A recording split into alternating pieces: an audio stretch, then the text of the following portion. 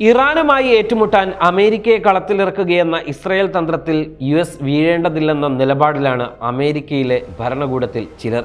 അതുകൊണ്ട് തന്നെ ഭരണകൂടത്തിൽ ഭിന്നതയും നിലനിൽക്കുകയാണ്. അമേരിക്കയുടെ ഇന്റലിജൻസ് ചീഫ് ഉൾപ്പെടെയുള്ളവരുമായി ഇക്കാര്യത്തിൽ ട്രംപ് പരസ്യമായി വിയോജിപ്പ് പ്രകടിപ്പിച്ചിട്ടുണ്ട്. നേരത്തെ വെടിനിർത്തൽ ശ്രമത്തിന് മുന്നിൽ നിന്ന് പ്രവർത്തിച്ച ട്രംപ് നെതന്യാഹുവുമായി ഫോണിൽ സംസാരിച്ചതിന് പിന്നാലെയാണ് ഇസ്രായേലിന്റെ ബ്രെയിൻ വാഷിൽ വീണുപോയി എന്നാണ് വൈറ്റ് ഹൗസിലെ അദ്ദേഹത്തിന്റെ ഉദ്യോഗസ്ഥരുടെ വിലയിരുത്തൽ. അമേരിക്കയുടെ ദേശസുരക്ഷയുമായി ബന്ധപ്പെട്ട നിലപാടിൽ പ്രസിഡന്റ് പിന്നോക്കം പോകരുതെന്നും ട്രംപിന് ഉപദേശം ലഭിച്ചു. റിപ്പബ്ലിക്കൻ പാർട്ടിയിൽ നിന്നും സമാന ഉപദേശം ട്രംപിന് ലഭിച്ചതോടെ നേരിട്ട് യുദ്ധത്തിൽ ഇറങ്ങുന്ന കാര്യത്തിൽ ട്രംപ് വിഷമവൃത്തത്തിലായി. ഒരു മാസം മുൻപ് തന്നെ യുഎസ് സഹായിച്ചാലും ഇല്ലെങ്കിലും ഇസ്രായേൽ ഇറാനെ ആക്രമിക്കുമെന്നും ആണവ കേന്ദ്രങ്ങളാകും ലക്ഷ്യമെന്നും യുഎസ് ഇന്റലിജൻസ് സർക്കാരിനെ അറിയിച്ചു. ഇതിനാൽ ഇറാനെ ആക്രമിക്കുക എന്ന ആവശ്യം ഇസ്രായേലിന്റേതാണെന്ന് യുഎസ് വ്യക്തമാക്കി. കൂടാതെ ഇറാൻ ആണവായുധം വികസിപ്പിച്ചിട്ടില്ലെന്നും യുഎസ് ഇന്റലിജൻസ് വ്യക്തമാക്കി. യുഎസ് മറ്റൊരു യുദ്ധത്തിന് തുടക്കം കുറിക്കേണ്ടതില്ലെന്നാണ് റിപ്പബ്ലിക്കൻ പാർട്ടി നേതാവ് ടീം ബർച്ചറ്റ് പറയുന്നത്. ട്രംപ് ഇസ്രായേൽ ഇറാൻ തർക്കത്തിൽ ഇടപെടേണ്ടതില്ലെന്നും യുഎസ് ഇടപെട്ടാൽ അത് അവസാനമില്ലാത്ത യുദ്ധമായി മാറുമെന്നും അദ്ദേഹം പറഞ്ഞു. ഇറാൻ വിഷയത്തിൽ ട്രംപ് തന്നെ നിലപാടെടുക്കുമെന്ന് വൈസ് പ്രസിഡന്റ് JD വാൻസും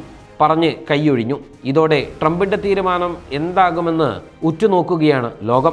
അമേരിക്ക ഇടപെട്ടാൽ കനത്ത നാശമുണ്ടാകുമെന്ന് ഇറാൻ പരമോന്നത നേതാവ് ആയത്തുള്ള അലി ഖാംനെയും വ്യക്തമാക്കി. യുഎസ് ഇടപെടുന്നത് മേഖലയുടെ സുരക്ഷയെ ബാധിക്കുമെന്ന് റഷ്യയും പ്രസ്താവന ഇറക്കി.